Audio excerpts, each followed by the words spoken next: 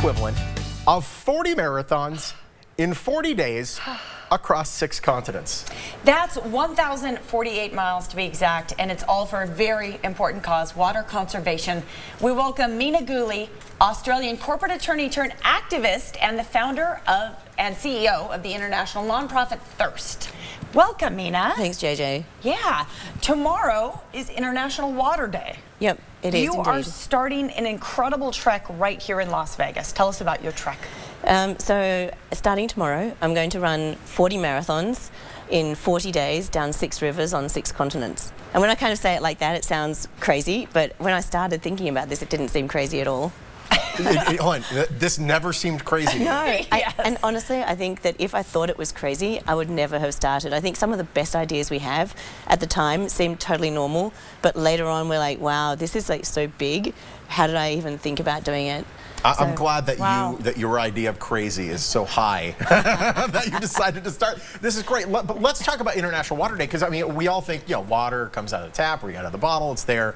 It's not always that way, especially around the world. Water scarcity is becoming an increasing problem.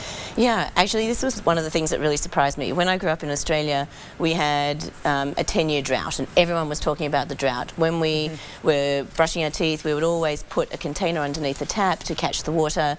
When we heated up our shower, we would take buckets out of the bottom of the shower and put the water onto the plants. And I thought I was like a great water saver. What I never realised was that out of all the water we use every day, 95% of it is outside the home. So I'll give you an example. The water that went into the shoes, the socks, really nice suit, shirt, matching little kerchief that you're wearing, all that water took more water than all the water you have drunk in your entire lifetime.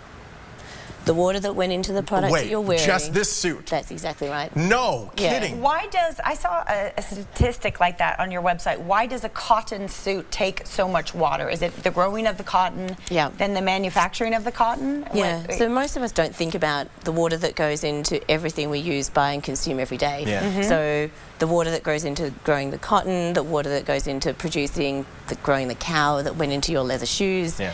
We don't think about that. We just think about, I'm just buying this thing, and maybe a bit of water that went into the manufacturing process.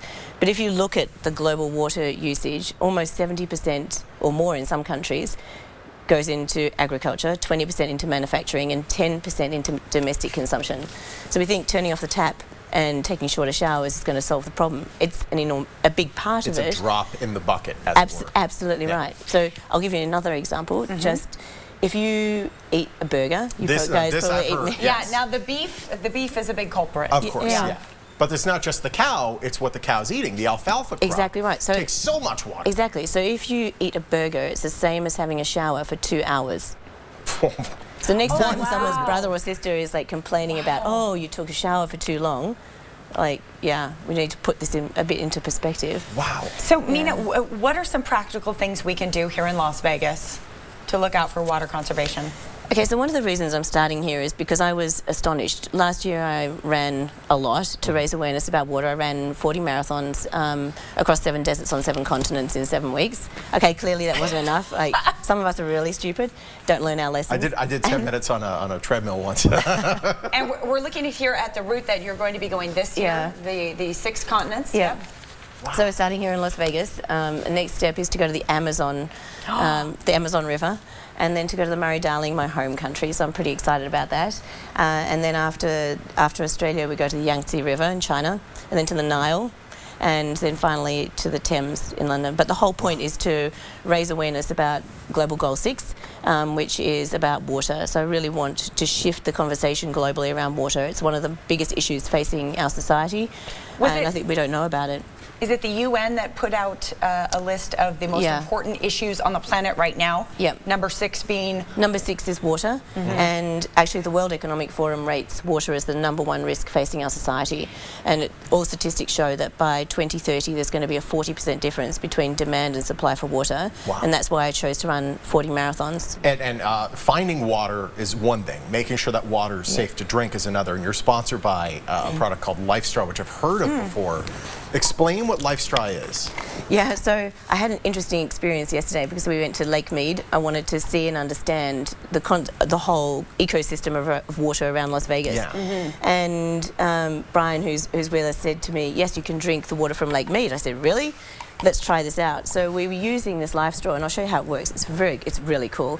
Actually, one of the rangers in the park was saying this is one of the most commonly carried implements around the park for people to use. So it's literally a straw. You suck out of one end, you put the water, you put the filter into the other end, and you literally just drink like this. It's a phenomenal device for hikers and backpackers and hunters. I mean, people are going to be using this all the time. And runners and athletes, because it means that you can explore far beyond where your water can take you. So in the past, you could only go as far as you could carry litres of water. And there's a lot of trust there because, frankly, if you're drinking bad water, you're not running 40 marathons. Yeah, that's right. Not happening. That's exactly right. One of the things that I'm really pleased about is that we're asking, one of the asks during this run is to get companies to commit to support Sustainable Goal 6, water.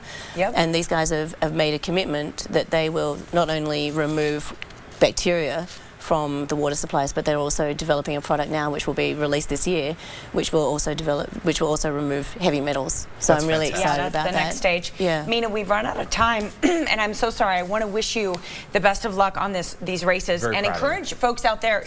We could talk to you all day, believe me.